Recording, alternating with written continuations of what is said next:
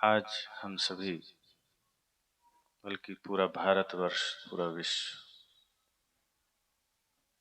संत शिरोमणि सदगुरु रैदास जी महाराज की जयंती मना रहा है।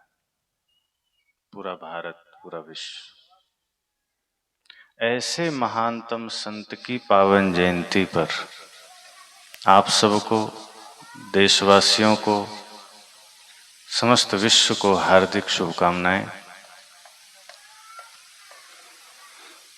एक ऐसा महापुरुष सदगुरु रविदास साहेब जी, जिनको हम रैदास जी भी कहते हैं, जब उनके जीवन को पढ़ता हूँ, उनकी वाणियों को पढ़ता हूँ, तो ऐसा लगता है जैसे सदगुरु कबीर का ही एक दूसरा रूप है। उन्हीं का विचार, उन्हीं का चिंतन, अगर दोहा में नाम ना हो तो आप अंतर नहीं कर पाएंगे। वही काल भी था जिस समय धरती पर सदगुरु कबीर का प्रादुर्भाव हुआ, लगभग उसी समय, उसी शताब्दी में सदगुरु रैदास जी महाराज का भी प्रादुर्भाव हुआ। आज जितनी स्वच्छंदता, जितनी स्वतंत्रता हम सबको मिली है, उस वक्त उतनी स्वतंत्रता नहीं थी भारतवर्ष में। वो जो मध्यकालीन भारत था, रूढ़ियों से भरा हुआ था, छुआछूत, जातिवाद, अंधविश्वास से ग्रसित भारत था। और उसमें भी तथाकथित नीच कहे जाने वाले कुल में कोई जन्म ले तो सोचो उसके लिए कितनी दुर्गति होती होगी। आज अभी किसी को कहीं पर सम्मान न मिले, 100 लोगों में एक व्यक्ति को उसको पानी न पीने दिया जाए उसी गिलास में, उसके साथ जानवरों जैसा सलूक हो, तो सोचो क्या फील होगा। अभी अगर आप में से किसी के साथ ऐसा हो, आप वो गांव, वो नगर छोड़ना चाहेंगे कि यहां क्यों बसना। कहीं कभी कभार एक घटना घट जाए कि आप कहीं जाएं और आपके साथ ऐसा छुआछूत का व्यवहार हो जाए कि ये व्यक्ति तो छोटी जाति का है, हम ऊंची जाति के हैं, एक साथ बैठ नहीं सकते, एक ही घड़े से पानी नहीं पी सकते, एक ही विद्यालय में पढ़ नहीं सकते, उसी रोड पर चल नहीं सकते। अगर सड़क पर जा रहे हैं, उधर से ब्राह्मण चला आ रहा है और आपकी छाया ब्राह्मण पर पड़ गई, तो इतना तक प्रावधान था कि अगर उसका मन आ गया तो आपको मार भी सकते हैं, हत्या भी कर सकते हैं कि तुम्हारी छाया हम पर कैसे पड़ गई। और शुद्धता के लिए वो कपड़े सहित नहाता था। अगर शूद्र चला आ रहा है, जो नीच कुल जिसे उन लोगों ने कहा, हमारे संतों ने तो कहा कि सभी मनुष्य है, कोई नीच कोई ऊंच नहीं है। जाति के आधार पर किसी को छोटा कहना, किसी को नीच कहना, ये धरती का सबसे बड़ा अपराध है। पर जिन लोगों ने, जिन पंडित पुरोहितों ने इस भारतवर्ष के एक विशालतम वर्ग को नीच कहा, शूद्र कहा, तो उसने नियम बनाया कि यदि शूद्र चला आ रहा है तो गले में घंटी बांध लो। जैसे अभी आप सब गाय बैल के गले में घंटी बांधते हैं ना, किस लिए? कि कहीं इधर उधर ना चली जाए।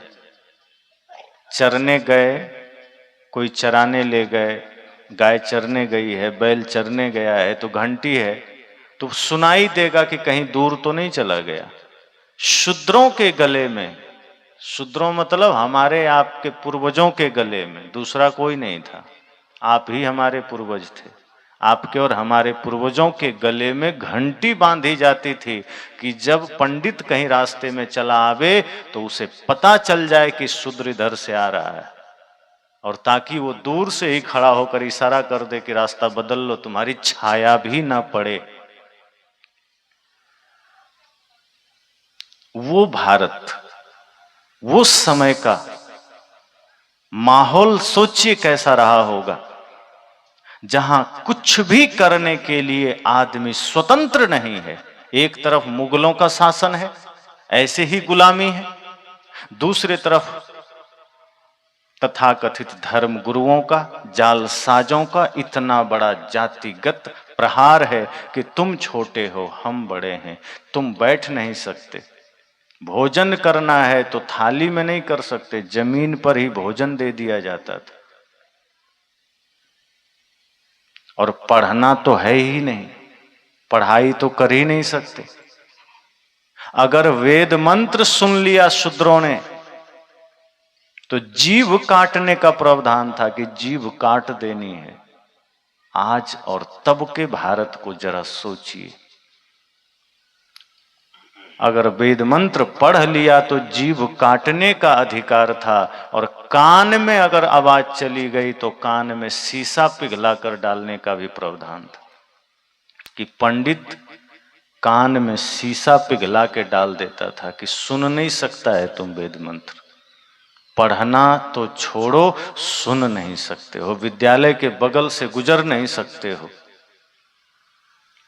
किसी भी प्रकार से समानता नहीं थी। पूरा एक विशालतम वर्ग जानवरों से भी बदतर जीवन जी रहा था। न सोचने का अधिकार है, न कुछ बोलने का अधिकार है, न बराबर में बैठने का अधिकार है। आप एक विचार करिए कि ऐसा आज किसी के साथ हो, हमारे साथ हो, क्या अनुभव करेंगे आप? 20, 25, 50 साल पीछे चले जाइए कि क्या नियम बनाए थे धर्मगुरुओं ने कि जो शूद्र है उसका सामना ना हो, उसके हाथ का छुआ पानी ना हो, कुआं अलग अलग होना चाहिए। अगर ये ब्राह्मणों का कुआं है तो वहां शूद्र जाकर पानी नहीं भर सकता है, प्यास नहीं बुझा सकता, छुआ जाएगा। उस समय उस काल में सदगुरु रविदास जी, संत सम्राट सदगुरु कबीर साहब का आगमन हुआ इस धरा पर।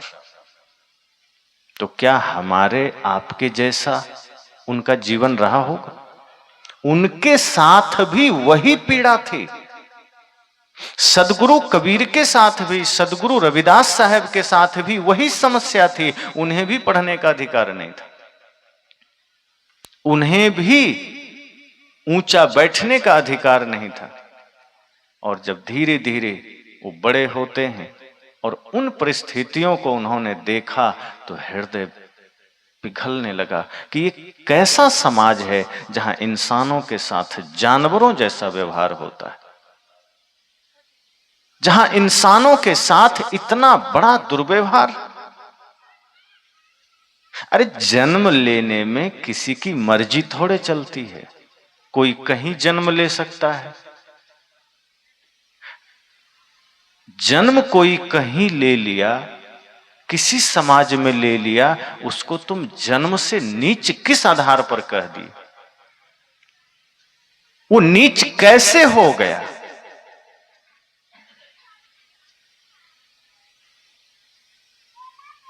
ऊंच नीच का पैमाना कर्म का होना चाहिए कि अगर कोई कर्म से हीन है तो नीच कहा जा सकता है, पर जाति तो नहीं है ना कि जन्म लिया तो वो डायरेक्ट नीच हो ही गया, ठप्पा लगा दो कि वो नीच है।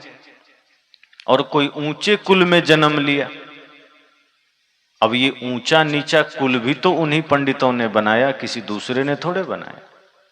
अब मान लो कि लिखने पढ़ने का अधिकार उनके पास था, चालाकी से उसने अपने को बड़ा लिख लिया। अगर लिखने का अधिकार जिसको मिलेगा तो वो तो खुद को ही बड़ा कहेगा, दूसरे को क्यों कहेगा? तो लिखने का अधिकार था, तुमने खुद को बड़ा कह दिया, एक विशाल वर्ग को तुमने छोटा कह दिया। और जो जो मन में आया लिख दिया कि स्त्रियां नहीं पढ़ सकती तो शूद्र नहीं पढ़ सकते, मंदिर नहीं जा सकते। लंबे समय तक मंदिरों में प्रवेश नहीं था स्त्रियों का, आप सबका। इसके लिए गांधी जी और विनोबा भावे बड़ी लड़ाइयां लड़े। कि मंदिरों में महिलाओं को प्रवेश दिलाओ।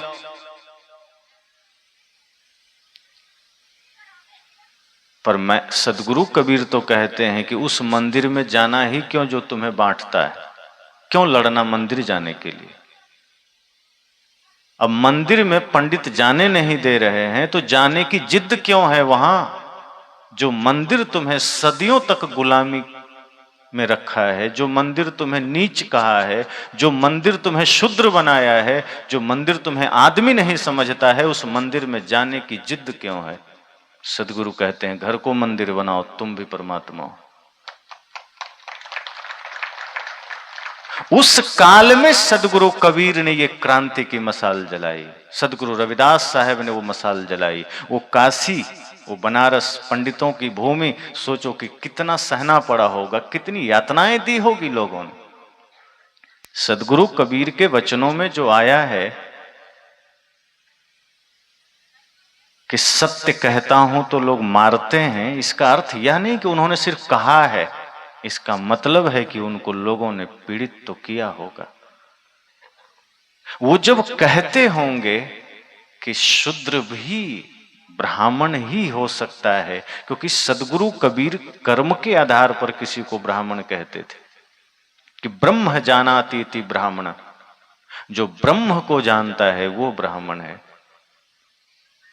और यह बात सिर्फ कबीर साहब नहीं कहते हैं, ये बुद्ध भी कहकर गए, ये गीता में कृष्ण ने भी कहा। चातुर्वर्ण्या मया सृष्टि गुण कर्म स्वभाव स। उन्होंने कहा कि ये जो चतुर्वर्ण की सृष्टि है ये गुण कर्म से भिन्न भिन्न होता है, जाति से नहीं होता। कृष्ण ने ये नहीं कहा कि नहीं जाति से भिन्न है। और वेद के ऋषियों ने भी कर्म के आधार पर बांटा, लेकिन चालाक पंडितों ने क्या किया, जाति में बांट दिया, वर्ण व्यवस्था ले आया। एक बात और ध्यान देना, यहां जाति के अलावा सब कुछ बदलने का अधिकार है। अगर आप हिंदू में हैं तो आप मुस्लिम हो सकते हैं, आप डॉक्टर हैं तो आप इंजीनियर हो सकते हैं पढ़ाई करके, आप साधु हैं तो आप गृहस्थ हो सकते हैं, और गृहस्थ हैं तो साधु हो सकते हैं, लेकिन आप शूद्र हैं तो ब्राह्मण नहीं हो सकते। ये पंडितों का जाल है, प्रावधान। पंडितों ने कोई ऑप्शन रखा है कि नहीं शूद्र भी ब्राह्मण बन जाएगा, पर हमारे सारे शास्त्र में ये बात लिखी है, गीता में भी, उपनिषद में भी, वेद में भी। और भगवान बुद्ध ने तो कहा ही, न जटा ही न गोते ही न जच्चा होती ब्राह्मणों यम ही सच्चंच धम्मो सोचो सुचि ब्राह्मणों। कहा ये जटाओं से, तिलक से, ऊंचे गोत्र से कोई ब्राह्मण नहीं होता है, जिसके हृदय में सच्चा धर्म है वो ब्राह्मण है। कृष्ण कहते हैं जो जितेंद्रिय है, जो अपने पर वश किया है अपने मन को, अपने पर जिसकी सुवस्था है वो ब्राह्मण है, वो पंडित है। जो ब्रह्म को जानता है वो ब्राह्मण है। लेकिन पंडितों ने चालाकी क्या किया कि नहीं, तुम शूद्र कुल में जन्म लिए हो तो तुम्हें कोई अधिकार नहीं है, न पढ़ने का, न देखने का, न चलने का, न बोलने का, आदमी होने का अधिकार नहीं है। वो जानवर से भी बदतर आपको कर दिया। आप उसके खेत में जाकर के अन्न उपजा दीजिए, उसके लिए तेल निकाल दीजिए, उसके लिए जूता सिल दीजिए, आपका किया हुआ सारा चीज वो प्रयोग करेगा, लेकिन आप डायरेक्ट हाथ में नहीं दे सकते। यही था उस वक्त का भारत, और अभी तक था। ये तो धीरे धीरे भारत विकसित हुआ है, कानून मजबूत हुआ है, तब ये बातें छूटी है, वरना आज भी अंतर्मन में ये जातिवाद का जहर है। ये नहीं है, लोग, आप गलतफहमी में मत रहना कि आज वो जातिवाद का जहर खत्म हो गया है। जहां कहीं भी तथा कथित ये ऊंचे अपने को मानने वाले हैं, जिनके भीतर ये विष है, और उनमें भी ऐसे लोग हैं जो जातिवाद के जहर से ऊपर उठ गए। उन्होंने इंसान को इंसान समझा। लेकिन ज्यादातर जो अपने को ऊंचा कहते हैं, सवर्ण कहते हैं, आज भी उस विष के साथ जीते हैं कि जो कोई शूद्र जिनको वो मानते हैं उनके छुआ पानी नहीं पीते हैं, उनके बराबरी में बैठने नहीं देते हैं। अगर आपने कुछ छू दिया है तो बाद में जाकर के वो इस बात से कि हम शूद्रों के साथ कैसे चले गए, वो गंगा जल छिड़कते हैं। ये चीजें आज भी है। वो समय में सदगुरु रविदास साहेब इस धरा पर आए और उन्होंने देखा कि आज इंसान को जानवर समझा गया, एक बड़ा वर्ग को इतना बड़ी प्रताड़नाएं दी गई। गले में घंटी बांध के घूमो, कान में रुई डाल के घूमो, पढ़ो नहीं, असमानता का व्यवहार। कितना विभत्स रूप रहा होगा उस समय भारत का कि एक तरफ मुगल का शासन है, उसके नियम कानून है, दूसरे और उसी काशी, उसी पंडितों की नगरी में सदगुरु कबीर और रैदास जी ने क्या देखा कि एक विशालतम मनुष्य वर्ग को, इंसान को शूद्र कहा गया, नीच कहा गया। और तब उन्होंने कहा कि ये जो तुम तिलक लगा करके, माला पहन करके अपने को धार्मिक कहते हो, ये ढोंग है। पंडितों से ऐसा कहना उस समय हिम्मत की बात थी, है ना, साधारण बात नहीं थी। पंडितों की नगरी है, मुगलों का शासन है, और उस वक्त काशी में खड़े होकर ये संत क्या कह रहे हैं कि तुमने जो ये तिलक लगाया है ये ढोंग है, ये माला तुम्हारा ढोंग है, ये वेद शास्त्र का ज्ञान ढोंग है, ये पाखंड है, ये इंसानियत नहीं है।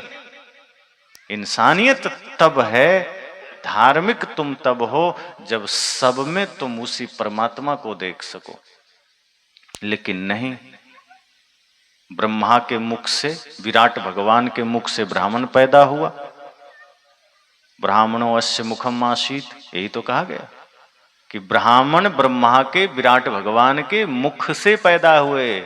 बाहु राजन्य कृता, और भुजाओं से क्षत्रिय पैदा हुआ। ये कल्पना कौन कर रहा है?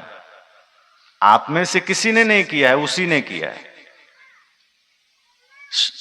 ब्राह्मणों ने अपने से कह रहा है कि विराट भगवान के मुख से हम सब पैदा हुए, और क्षत्रिय भुजाओं से पैदा हुआ, वैश्य जंघाओं से पैदा हुआ, और हम सब विराट भगवान के पैर से पैदा हुए, शूद्र। तो मतलब कि जो ब्रह्मा के मुख से पैदा हुए वो श्रेष्ठ हो गए, ऊंचा हो गए, और जो भगवान के पैर से पैदा हुए वो नीच हो गए।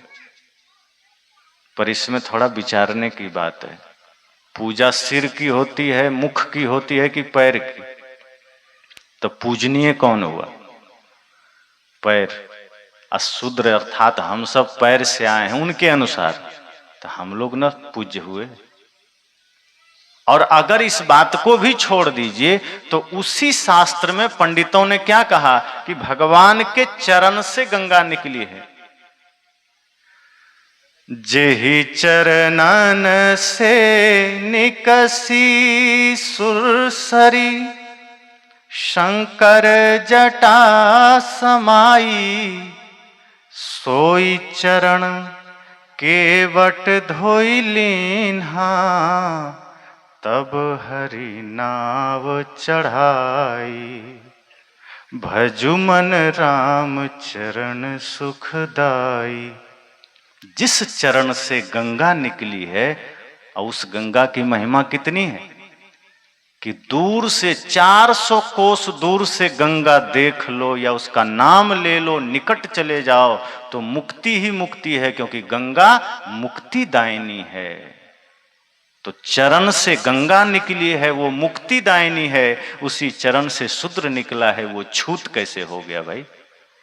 कौन सा नशा करके ये शास्त्र लिखे गए? किस आधार पर शूद्र कहा गया? कि यदि तुम्हारे दृष्टिकोण से तुम मुख से पैदा हुए, कोई हर्ज की बात नहीं, कोई चिंता की बात नहीं, तुम हो मुख से पैदा, और शूद्र अगर चरण से पैदा हुआ तो छूत कैसे हो गया, वो नीच कैसे हो गया? क्योंकि उसी चरण से गंगा भी निकली है, तो गंगा पावन हो गई और हम सब अछूत हो गए। ये गांजा पीकर ही तो बोला गया है। भांग खाकर लिखा गया है, तो ये मूढ़ता कहां से चली आई? और एक विशालतम वर्ग को छूत कह करके उसके साथ जो दुर्व्यवहार हुआ, उसके साथ जो छल हुआ, वो सदगुरु कबीर ने देखा, संत रैदास जी ने देखा, और तब उन्होंने कहा कि ये ढोंग कहीं और जाकर करना, अब तेरा ढोंग यहां नहीं चलेगा। तुमने जो कहा है वो झूठ है।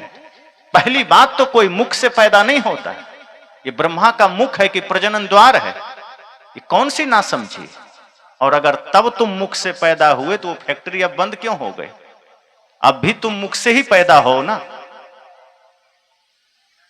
जो तू ब्राह्मण ब्राह्मणी को जाया तो और राह देख क्यों नहीं आया?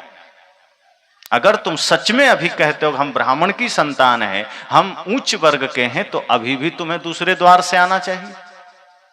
तो अब तो तुम समान रूप से इस धरती पर आ रहे हो, तुम्हारा जीवन समान है। एक ही त्वचा हाड़ मल मूत्रा, एक रुधिर एक गुदा, एक बुंद से सृष्टि रची है, को ब्राह्मण को शूद्र। सदगुरु कहते हैं कि अब तो एक ही त्वचा है, एक ही प्रकार की हड्डी है, एक ही प्रकार का रक्त है, फिर तुम भेद किस आधार पर तुमने किया? भेद कर्म के आधार पर होना चाहिए, जाति के आधार पर भेद नहीं होना चाहिए। लेकिन पूरे विशालतम वर्ग को नीच कहा गया। सदगुरु ने प्रश्न किया कि किस आधार पर तुमने किसी को छोटा कह दिया? बरसों पापी आही गुमानी, पाखंड रूप छल्यो नर जानी। सदगुरु ने कहा, ए ब्राह्मण सुन ले पंडित जी, सच्चाई तो यह है कि तुमसे बड़ा छली पाखंडी दूसरा कोई नहीं, तुमसे बड़ा नीच कोई और नहीं। जो किसी इंसान को जाति के आधार पर नीच कहे, उससे बड़ा नीच कोई और कैसे हो सकता है? नीच वह नहीं है जो शूद्र कुल में जन्म लिया है, नीच वह है जिसकी सोच नीच है, जिसका भोजन, जिसका जीना, जिसका बोलना, जिसका चलना अशुद्ध है, अपवित्र है, वो नीच हो सकता है।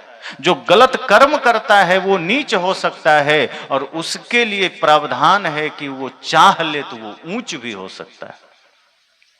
पर ऐसा जाति के जाल में डाला कि नहीं, अगर आप साहू हैं तो आप ब्राह्मण नहीं हो सकते हैं, आप यादव हैं तो आप क्षत्रिय नहीं हो सकते हैं, आप एसटी एससी ओबीसी में हैं तो आप जनरल में नहीं जा सकते, आप उसी में रहिएगा। और ये नीच बना बना करके भारत को कितना खंडित किया गया। भारत की गुलामी का वजह सिर्फ मुगल नहीं थे, इस भारत की गुलामी की वजह ये जातिवाद भी था। ये भारत को जातियों में बांटा गया।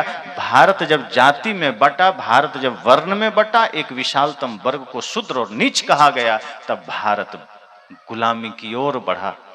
क्योंकि इतना विशाल वर्ग जिसको ये फील करा दिया गया कि तुम आदमी ही नहीं हो।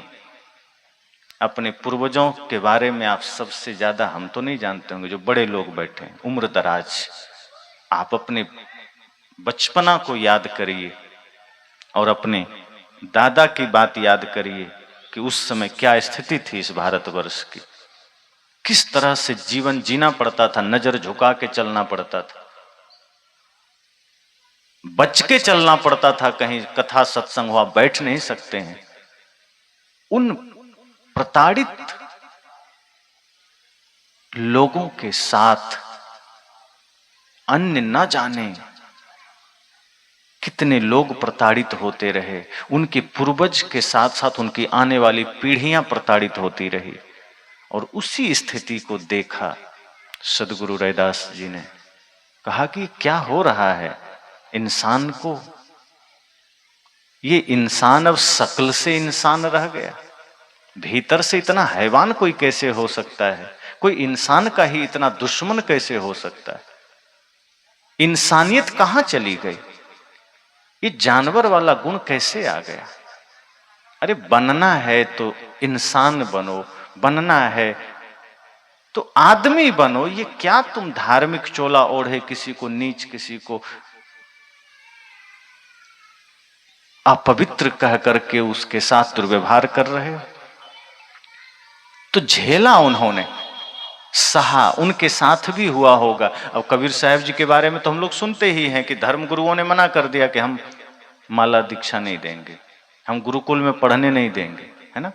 और सदगुरु कबीर के साथ साथ गुरु रैदास जी को भी ये सामना करना पड़ा कि पढ़ने नहीं देंगे, माला दीक्षा नहीं देंगे। तो सदगुरु कबीर के बारे में कहा जाता है, किसी ने कहा, और मौलवी भी नहीं दे रहे थे, कहा इनके जन्म का पता नहीं है, कहाँ से आए किधर से आए कुछ मालूम नहीं, इनको हम भी दीक्षा नहीं देंगे, क्योंकि मुस्लिम घर पाले गए। तब किसी ने कहा कि आपको चाहिए दीक्षा तो रामानंद जी के पास चले जाइए, बड़े सरल संत हैं।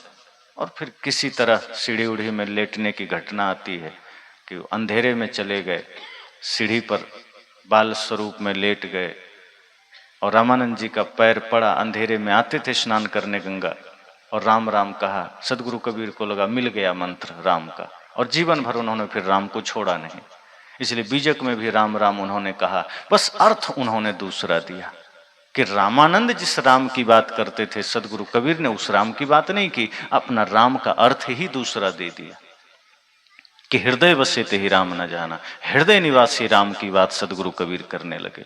कहे रामानंद तो उस राम की बात करते हैं जो अयोध्याधीश हैं, जिनका एक समय है, काल है, खंड है, वो आदर्श पुरुष हैं। लेकिन मैं उस राम की बात करता हूं जो घट घट वासी राम है, जो हर हृदय में बैठा राम है। और फिर उन्होंने उस राम को ही आधार बनाया। सदगुरु रविदास जी भी उन समस्याओं से जूझकर स्वयं को आगे बढ़ाया। उन्होंने बहाने नहीं बनाए कि क्या करें। आज आदमी को अगर उस समय की स्थिति से देखो, 5% भी गुलामी झेलनी पड़े तो आदमी हथियार डाल देगा कि नहीं, हमसे नहीं होगा, कहां हम कुछ कर पाएंगे। इतनी स्वतंत्रता मिलने के बाद आज लड़के लड़कियां कई बार निराश हो जाते हैं कि हमसे नहीं होगा। एक एग्जाम में फेल हो गए तो अपना पढ़ाई ही छोड़ देते हैं। अगर एक किसी बिजनेस में फेल हो गए तो वो बिजनेस बदल देते हैं। एक लक्ष्य में फेल हो गए तो दिशा ही बदल देते हैं। कि सदगुरु रविदास साहब ने इंसानियत की बात की और उन परिस्थितियों को झेला उन्होंने। उसके बाद उन्होंने स्वयं का निर्माण किया। आज हमें प्रेरणा यह लेनी है कि उस कालखंड में जी करके भी अगर कोई इतना महान हो सकता है तो हम आज छोटी छोटी प्रतिकूलताओं में, छोटी छोटी समस्याओं में खुद को इतना निराश हताश क्यों कर लेते हैं। हमारे पूर्वजों को कितना झेलना पड़ा और आज हमारी नादानी यह है कि हम हताश निराश हो रहे हैं। हम उन घटनाओं से, उन महापुरुषों के जीवन संघर्ष से कुछ सीखने को राजी नहीं है।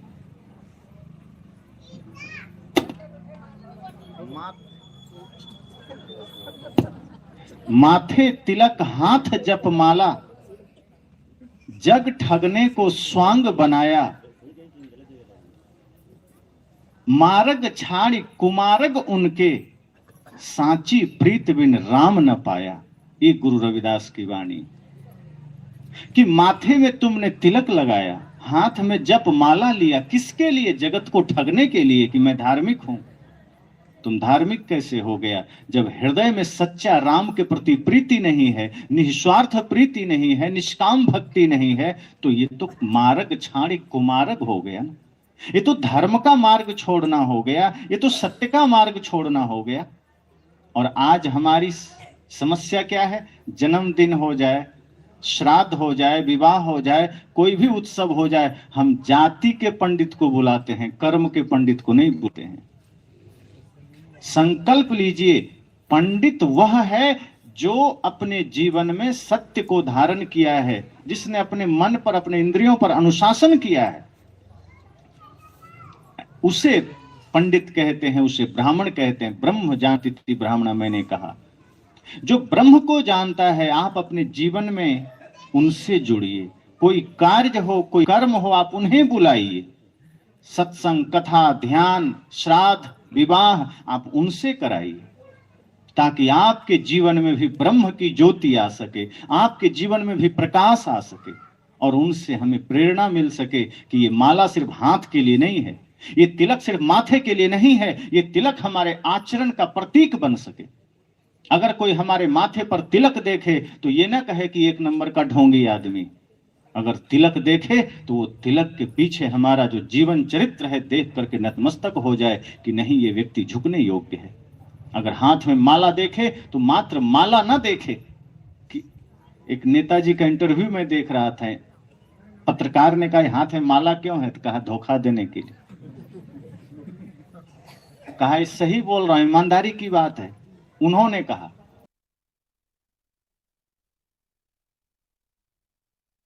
कहा कि ये धोखा देने के लिए है, जनता समझे कि धार्मिक है, बाकी पीछे तो बहुत काम होते हैं।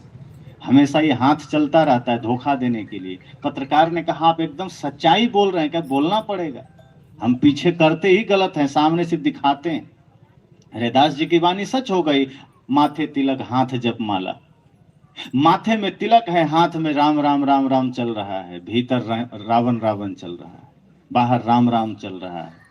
वही एक जंगल में एक व्याधा था, उस साधु का वेश बनाया और चिड़िया को मारने के लिए पेड़ पर चढ़ गया। भगवान बुद्ध जब निकले थे सिद्धार्थ रूप में ही, अपना घर छोड़े थे, तो उन्होंने देखा कि एक लाल वस्त्र में कोई साधु पेड़ पर चढ़ा है, तो सोचा कि कुछ इनसे पूछूं जानूं। लेकिन जब निकट गए तो देखते हैं कि वो तो धनुष बाण लेकर चिड़िया पर निशाना साध रहा। कहा ये तुम क्या कर रहे हो, संत वेश में साधु वेश में तुम चिड़िया को मार रहे हो।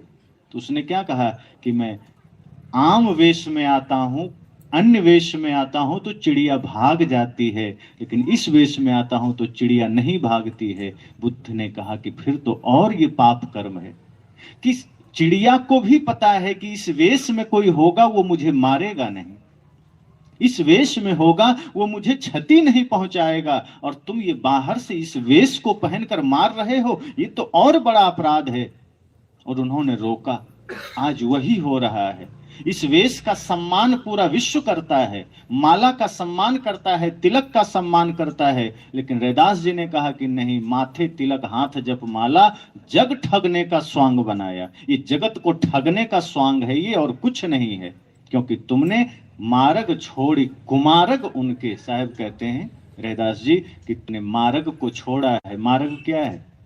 सत्य मार्ग है, प्रेम मार्ग है, अहिंसा मार्ग है।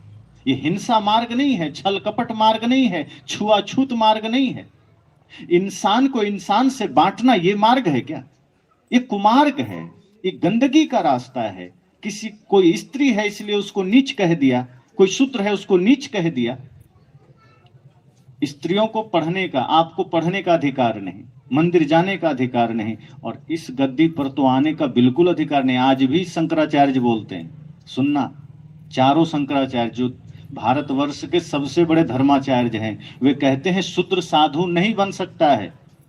लेकिन आज उनके फॉलोअर ज्यादा कौन है? शूद्र ही। वही ताली बजाते हैं, वही चरण पूजा करते हैं, वही दक्षिणा चढ़ाते हैं। जो आपको आदमी ही नहीं मानते वो आदमी है। गद्दी में बैठ करके ये कहते हैं कि शूद्र सन्यासी नहीं बन सकता। शूद्र का काम है झाड़ू लगाना, पोछा लगाना, गटर साफ करना। ये निश्चलानंद जी का शब्द है, मैं बना के नहीं बोल रहा हूं, यूट्यूब पर है, सुन लेना। अभिमुक्तेश्वरानंद, दो प्रसिद्ध शंकराचार्य हैं, और दोनों के ये शब्द हैं। और आप लोग में से कितने उनको मानने वाले होंगे? पर धिक्कार है ऐसे लोगों को जो आज के भारत में खड़ा होकर, ये बुद्ध महावीर कबीर के भारत में खड़ा होकर ये कहे कि शूद्र आज पढ़ नहीं सकता है, वेद नहीं पढ़ सकता है, वेद के गुरुकुल में नहीं जा सकता है, ब्राह्मणों के साथ नहीं पढ़ सकता, और सन्यासी तो बन ही नहीं सकता। वो छांटे हैं, लिस्ट बनाए हुए हैं। उन्होंने लिस्ट तैयार किया है कि कौन कौन का बाइकाट करना है। उसमें कबीर पंथ का भी नाम है, जैनियों का भी नाम है, बौद्धिस्टों का भी नाम है, आर्य समाज का नाम है, ब्रह्म कुमारी का नाम है। इन लोगों को वो धर्म विरोधी मानते हैं। वे कहते हैं ये लोग धर्म भ्रष्ट हैं, ये लोग भारत के हिंदू को बरगला रहे हैं। अब उनसे जरा सवाल पूछो कि हिंदू है कौन? एक तरफ हिंदू कहते हो तो कौन है हिंदू? सिर्फ ब्राह्मण क्षत्रिय और ये बाकी लोग। जब हिंदू की बात आवे, लड़ने की बात आवे तो सब हिंदू, और जब गद्दी में बैठने की बात आवे तब ब्राह्मण। तो ये चलेगा क्या? आप लोग को स्वीकार है ये? तो पूजा करना छोड़ो, सदगुरु कबीर के कर्म सिद्धांत को धारण करो। जो व्यक्ति गद्दी में बैठकर कहे कि स्त्रियां साध्वी नहीं बन सकती, आप उनकी पूजा करेंगे? जिसको आपने जन्म दिया है, जिसको गद्दी में बैठाने लायक आपने बनाया है, वो आपका ही तिरस्कार करे।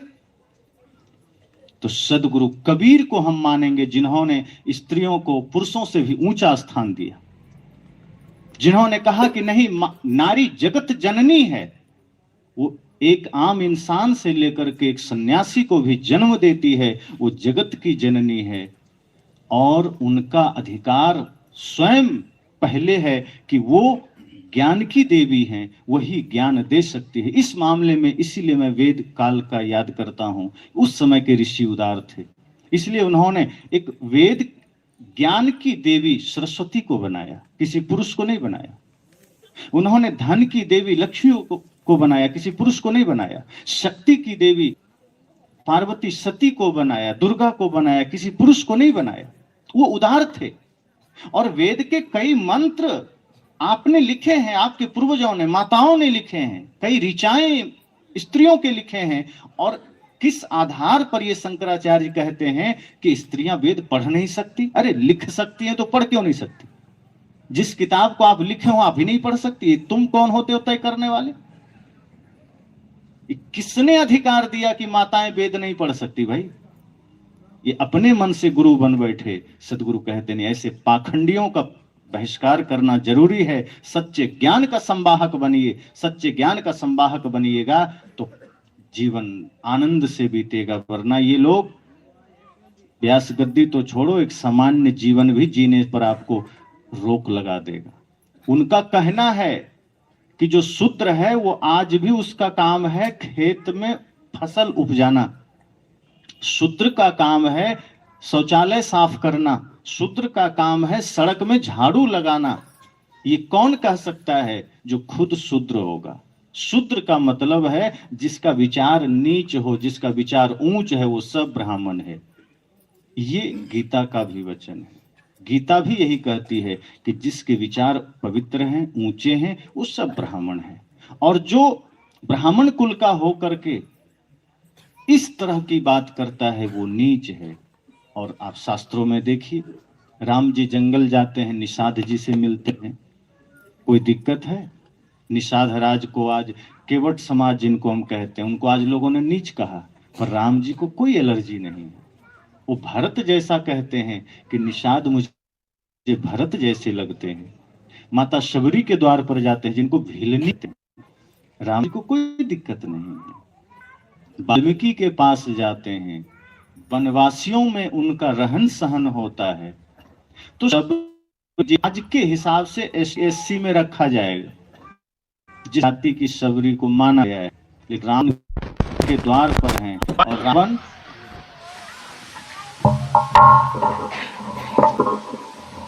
और जो रावण है वो ब्राह्मण कुल में जन्म लिया है, और ये ऐसा वैसा कुल नहीं है, ब्रह्मा जी का कुल में।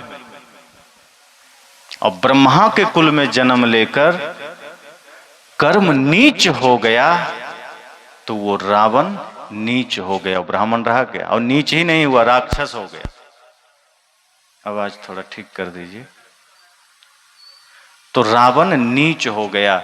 इससे सिद्ध होता है कि आदमी कहीं भी जन्म ले, उसकी स्वतंत्रता नहीं है। जन्म लेने में कोई स्वतंत्रता था? किसी को पता था हम कहाँ जन्म लेंगे?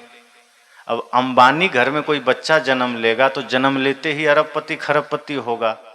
अब वो कोई आवेदन देके थोड़ा आया कि इनके घर हम ही जन्म लेंगे।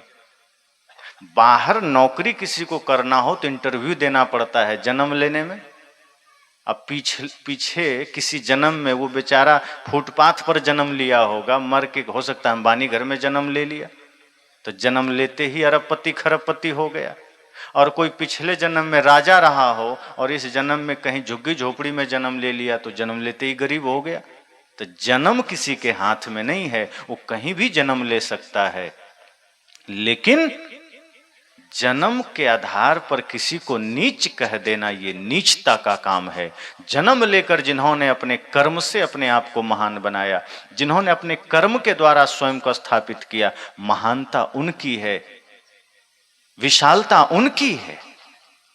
ये उनकी नहीं है कि जो बस जन्म ले लिया और काम हो गया। बहुत से लोग ऐसे हैं जो ऊंचे कुल में जन्म लिए, इतने भर से मानते हैं कि जन्मजात हम ज्ञानी हो गए। जन्मजात हम पंडित हो गए।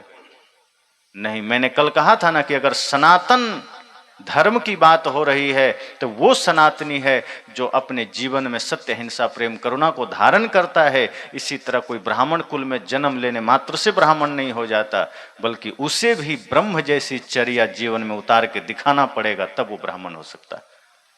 आज कोई व्यक्ति किसी भी समाज का हो, अगर वो ऊंचा कर्म करता है, पवित्र कर्म करता है, वो पूजनीय हो जाता है। और सदगुरु रविदास जी ने ये दिखाया।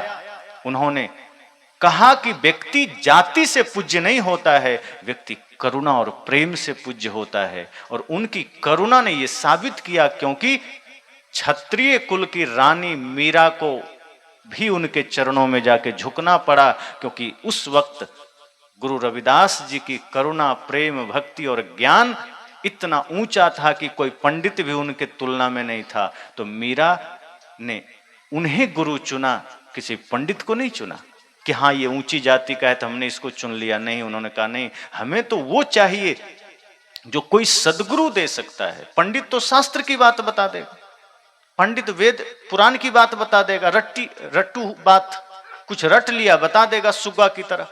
सुग्गा को जो रटा दो रटता रहेगा जीवन भर।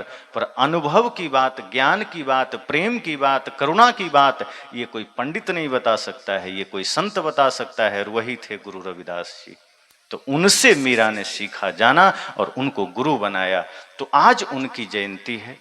हम सब भी संकल्प लें कि सदगुरु कबीर का ही समझो दूसरा रूप है गुरु रविदास। उनकी वानियां उसी तरह दिव्य अनमोल है, उनके आचरण उसी तरह दिव्य अनमोल है। जितनी प्रताड़नाएं, जितनी पीड़ाएं सदगुरु कबीर को दी गई तथाकथित धार्मिकों के द्वारा, उन्हें भी उतनी ही दी गई।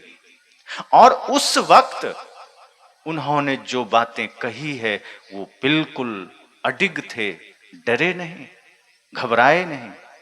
आज हमें भी सत्य के मार्ग पर चलना है। हाँ, ये ध्यान रखना है कि जो पाखंडी लोग हैं, हमें घृणा नहीं करना है, उपेक्षा करना है।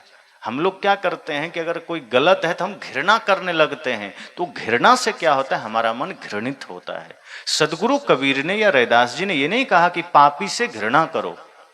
आपके साथ बुरा किसी ने किया है तो घृणा मत करो कि हाँ ये ब्राह्मण है तो हम घृणा करें। नहीं, आप उपेक्षा कर दो जो आज भी उसी मानसिकता का है। और अगर कोई ब्राह्मण कुल का है, कर्म ऊंचा है, ज्ञान ऊंचा है, रहनी ठीक है, समानता का व्यवहार है, भाव है, तो ठीक है भाई, तुम भी वही हम भी वही। अहं ब्रह्मास्मि तो तत्त्वमसि। वेद ने कहा कि मैं ब्रह्म हूं, तो लोगों ने कहा मैं कौन हूं, तो वेद ने कहा तुम भी वही हो, तत्त्वमसि, तुम भी वही हो। जब यह भाव आ जाए तो कौन बड़ा कौन छोटा, फिर ब्राह्मण हो कि शूद्र हो, सब ब्राह्मण है। गलत विचार है, गलत भावनाएं हैं तो सब शूद्र है। जहां पवित्रता है, निष्ठा है, प्रेम है, करुणा है, सभी ब्राह्मण है। जहां छल है, कपट है, चोरी है, हिंसा है, सब शूद्र है।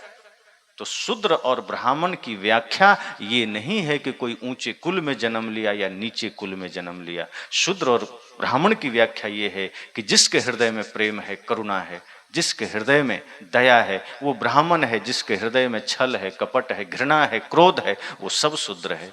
तो इस अवसर पर हम सबको भी उस ब्रह्म जैसी चर्या को धारण करके ब्राह्मण वाला जीवन जीना है, अर्थात पवित्र वाला। पहले ब्राह्मण एक अवस्था का नाम था, इसलिए ब्राह्मण ग्रंथ भी बने हैं। ये जाति से कोई लेना देना नहीं था। बाद में लोगों ने उसको जाति से जोड़ दिया कि ब्राह्मण एक जाति ही हो गया। ब्राह्मण जैसे सदगुरु, सदगुरु कोई जाति है क्या? अब आने वाला समय में कोई अपना नाम में सदगुरु सदगुरु लगाने लगे और उसका बेटा भी लगाने लगे, फिर सारा मोहल्ला लगाने लगे, तो जाति बन जाएगा। अब कई लोग हैं अपने नाम में ब्रह्मचारी लगाने लगते हैं, अब वो शादी कर लिया फिर भी ब्रह्मचारी। आचरण से मतलब रखता है, ये अवस्था है। ब्राह्मण भी उस समय एक स्थिति की बात थी कि जिसके जीवन में ब्रह्म जैसी चर्या हो गई वो ब्राह्मण हो गया। अब जो वैसा जिएगा वो ब्राह्मण होगा, जो नहीं जिएगा वो शूद्र होगा। लेकिन बाद में वो जाति बन गई, जो वहां पैदा होगा वो सब ब्राह्मण होगा, चाहे वो कुत्ता बिलाई कोई हो जाए, चाहे कोई भी हो। ऊंच नीच का मतलब नहीं है, धर्म का मतलब नहीं है, सत्य का मतलब नहीं है। तो सदगुरु रविदास जी ने बहुत बड़ी गहरी बात की है कि सांची प्रीत बिन राम न पाया, कि अगर सांची प्रीत नहीं है बाकी कुछ भी कर लो राम ना पा सकोगे, ना जान सकोगे।